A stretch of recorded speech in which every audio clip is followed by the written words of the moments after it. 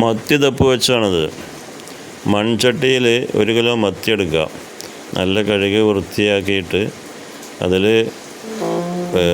ചെറിയ ഉള്ളി, വെളുത്തുള്ളി, ഇഞ്ചി, മഞ്ഞൾപ്പൊടി, മുളക് പൊടി, മല്ലിപ്പൊടി, പിന്നെ കുരുമുളക് പൊടി, ഒരൽപ്പം പുളി ഇതെല്ലാം ചേർത്തിട്ട് നല്ല പാകത്തിന് വെള്ളം ഒഴിച്ചിട്ട് അത് മൺചട്ടിയിൽ തയ്യാറാക്കി വെക്കുക. കണ്ട രൂപം കണ്ടില്ലേ? എന്നിട്ട് അതിൻ്റെ മുകളിൽ വാഴയിലിടുക. വാഴയിലിട്ടിട്ട് വാട്ടിയ വാഴയിലിട്ടിട്ട് അതിൻ്റെ മുകളിൽ ഒരു പാത്രം വെച്ചിട്ട് ദമ്മിട്ട് കൊടുക്കുക. അടിയിൽ തീ കൊടുക്കുക.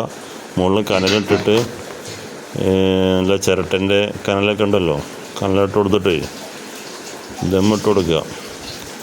അങ്ങനെ ദമ്മിട്ട് കുറച്ച് നേരം അതിങ്ങനെ കത്തിക്കൊണ്ടിരിക്കണം. കണ്ടില്ലേ? കത്തുന്ന കണ്ടില്ലേ?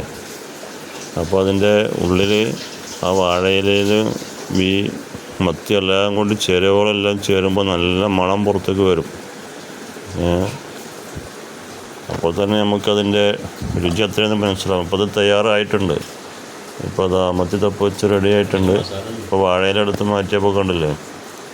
അതിൻ്റെ ആ ചേരുവകളെല്ലാം ചേർന്ന് മത്തി ഇപ്പോൾ സെറ്റായിട്ടിരിക്കുകയാണ്, റെഡിയായി. ഇപ്പോൾ കുറച്ച് ചേമ്പിൻ്റെയും മറ്റേ കിഴങ്ങും എല്ലാം കൂട്ടി കറി ഉണ്ടാക്കിയിട്ടുണ്ട്. മത്തി തപ്പി വെച്ചതും പിന്നെ മീനിൻ്റെ മുട്ട ഉണ്ടല്ലോ, പന്നീൻ പൊരിച്ചതുമുണ്ട്.